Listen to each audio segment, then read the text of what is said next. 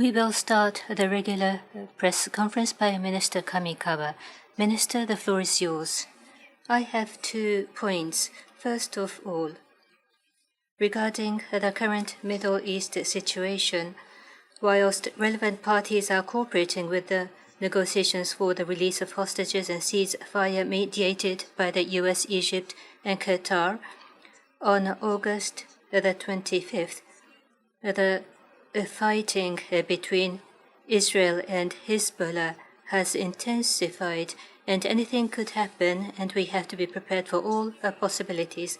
Under this situation, in order to prevent further escalation, as part of Japan's efforts, I am personally approaching the relevant parties. During this month, I have met with the foreign ministers of the G7 members, Jordan, Iran, and Lebanon, and in order to avoid a further exacerbation, we confirmed to maintain our high-level close communication.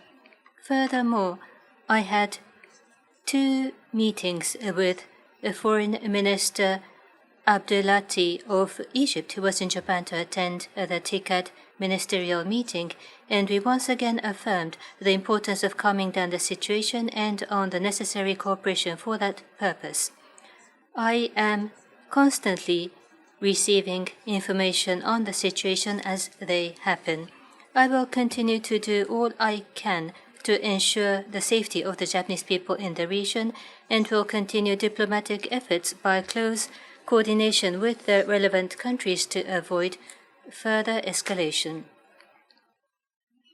My second point. By this August, it will be 2.5 years since the start of Russia's aggression against Ukraine.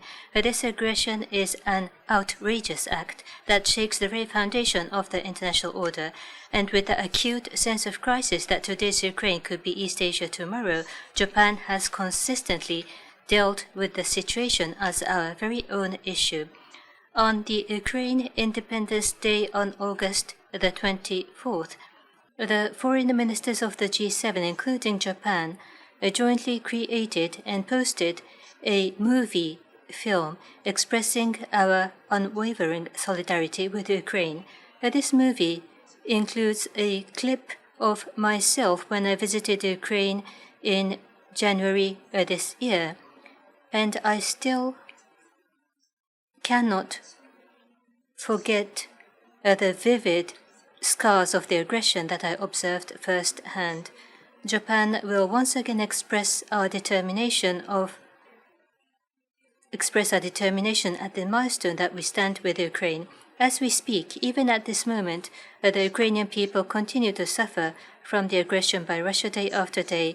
In order to cease Russia's aggression and to realize a just and lasting peace in Ukraine as soon as possible, I will continue my utmost effort by working with many countries, including the G7 and the Global South, in all forms possible. That is it from myself. If you have a question, please raise your hand. If you're designated, please proceed to the nearest microphone and ask question after identifying your name and affiliation. NHK Igarashi-san. NHK Igarashi. Earlier at the onset, as you mentioned about the Ukraine, my question is about Ukraine. In the south and the western part of Russia, there were air drone attacks, and on 26 in Ukraine, there was a large attacks by Russian missiles and drones, killing many people in Ukraine. What is your take? As the Japanese government, do you support Ukraine's cross-border attacks? What is the stance of the Japanese government? First of all, on the Russian attacks in various parts of Ukraine, there were civilian casualties, and I take it very seriously. Attacking civilians and civilian facilities violates international law, and this cannot be condoned, and I strongly condemn this act. As to the attacks by Ukraine to Russian territory, Japan has been collecting information with great interest. The situation is changing every day, and the situation is very fluid. And as to the development of the future, we would like to continuously collect and analyze as information incessantly. Thank you, Mr. Nishiyama Kyodo. Nishiyama Kyodo. Yesterday, there was an airspace infiltration by Chinese aircraft, which was southeast of Danjo Island, Nagasaki. It was infiltrating about 2 minutes. How does the foreign ministry take it, and how will they respond, whether it was intentional or not? What do you think? We have confirmed that on August 26, for about 2 minutes from 11:29 a.m., Chinese Y-9 intelligence gathering aircraft infiltrated our territorial airspace on Banjo Island, Nagasaki. The infiltration of our airspace by Chinese military aircraft is not only a serious violation of our sovereignty, but also threatens our safety and security, and absolutely unacceptable. In response, on the same day, Vice Minister for Foreign Affairs, Mr. Okano, summoned Chinese charge d'affaires in Tokyo, Mr. Shi Yon, to the Foreign Ministry and filed a solemn protest and strongly requested to prevent recurrence. Under the determination that we will defend our territorial land, sea and air no matter what, we will assert what we have to assert, and we will continue our calm and resolute response. Next question, please. Sankei Harakawa-san, please. Sankei Harakawa. In the late September, the UN General Assembly is to be held from the 24th week. There is a high-level week planned. The minister, when you run for presidential election for LDP, that is the final stretch of the presidential election of the LDP. Given this situation, I have a question. What is your thought about possible participation to the UN General Assembly? Do you intend to attend, or do you prioritize the presidential election and you will refrain from attending the UN General Assembly?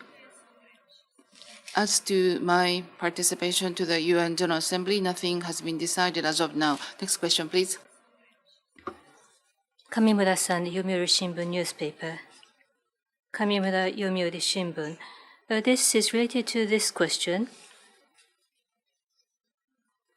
about your official duty and about the LDP presidential election and the relationship. From the end of August through September, I think you were considering trying to coordinate a trip to other countries, but how do you balance your preparation for the LDP presidential election and your business trip to foreign countries? And about the presidential election of the party, this is your political duty. Have you managed to find the 20 persons who recommend yourself? My position is I am aware about the extremely heavy responsibility as the foreign minister, and I am giving priority to the diplomatic challenges right in front of myself. As for recent cases, on August 19th, I visited India in order to attend Japan-India 2+2 and Japan-India, a foreign ministerial strategic dialogue. Until the day before yesterday, there was the TICAD ministerial conference that was held in Tokyo, and I myself chaired this meeting, and over the 2 days, I had bilateral meetings with 32 foreign ministers and other top of the delegation over 33 occasions. Through these opportunities, I am aware that it is becoming increasingly important for Japanese diplomacy how to strengthen our engagement with the Global South.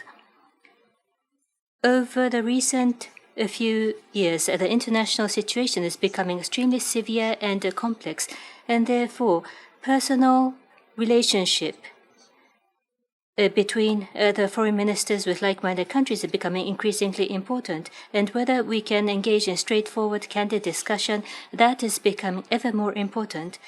as I accumulate my meeting with my counterparts, in a certain sense, we can really talk honestly. We are really forthcoming with each other, and that is what I strongly feel. And therefore, these opportunities, whatever the circumstances, will continue to be extremely crucial for Japanese foreign affairs, and therefore I will continue to do my utmost. Next, we have other appointment for today. So last question. What was the second question? About those who endorse you? At the moment, I'm just trying whatever I can. I am doing all I can in order to ask people to endorse my candidacy. And therefore, the importance of running for the election without the person who endorsed myself, that would not be possible. And therefore, in order to be on the playground or the competitive court, I am doing all I can. In the afternoon of yesterday, a team of my supporters held the inaugural meeting. I was in Osaka, and therefore I attended that meeting online. So this was the inaugural meeting who have started to support myself. I am deeply encouraged, and my actions is working together as a team with like-minded persons, and with this posture, I would like to think about the future of our country. We want to engage in in-depth discussion about our future, and through this process, I wish to pioneer the change of our country, and I hope we have shared this message about this big campaign, and they are encouraging myself. So working together with like-minded persons, I will try to do my utmost, and I hope that the support will expand. Thank you very much. This will be the last question. Odanaka-san, Mainichi Newspaper. Mainichi, Odanaka. Related to the presidential election and the official works, my question is the following. So in the presidential election, foreign diplomatic policy is an important agenda items. Currently, you serve as a foreign minister, and in the very uncertain international situation, you are leading the Japan's diplomacy. Given the your position, who is well versed in the current diplomatic situation, what is the significance and advantage of you serving as the foreign minister at this moment, as you run for presidential election of the LDP as well as prime minister? Since my time that I studied abroad, I was involved in private diplomacy, and I have extensive network overseas as well. Now I serve as foreign minister, and as I mentioned earlier, building up a relationship of trust is very important, and based on that, the relations between countries exist. So such relationship building is extremely important. As a foreign minister, I have built up such relations of trust, which is a very important network, and I think it's extremely valuable.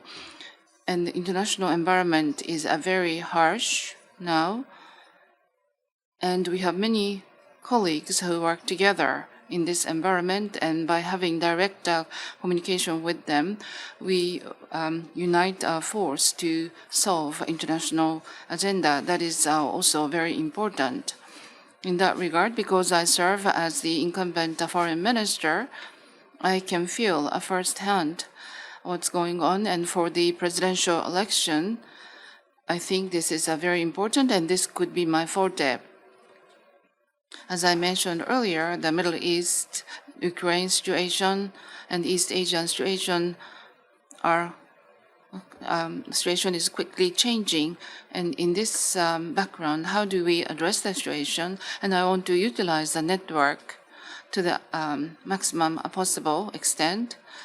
And if I become a prime minister, not to mention a female prime minister, I would like to continuously take this kind of actions. As a female foreign minister, I have been promoting WPS female playing the role of peace and security, and this is my consistent view that I have been promoting inside Japan and in overseas, creating the trend of WPS. As a speed has been accelerating on this trend globally, as there is a big change. There are famines and the flood damage, and due to conflicts and wars, children are dying in the world. Against this backdrop, females should not feel as victims, but they should bear the backbone of addressing these issues. I think this is a very crucial and important a mission that we can address together with everyone, and this is something I would like to build as one of the big pillars as peace-promoting country of Japan. And in the TICAD meeting in Africa, we need to capture the perspective of females. We need to have female leaders. I think in that regard, we are forming big global consensus, and I'm very happy about this trend, and I want to strengthen this trend. This concludes today's press conference. Thank you very much.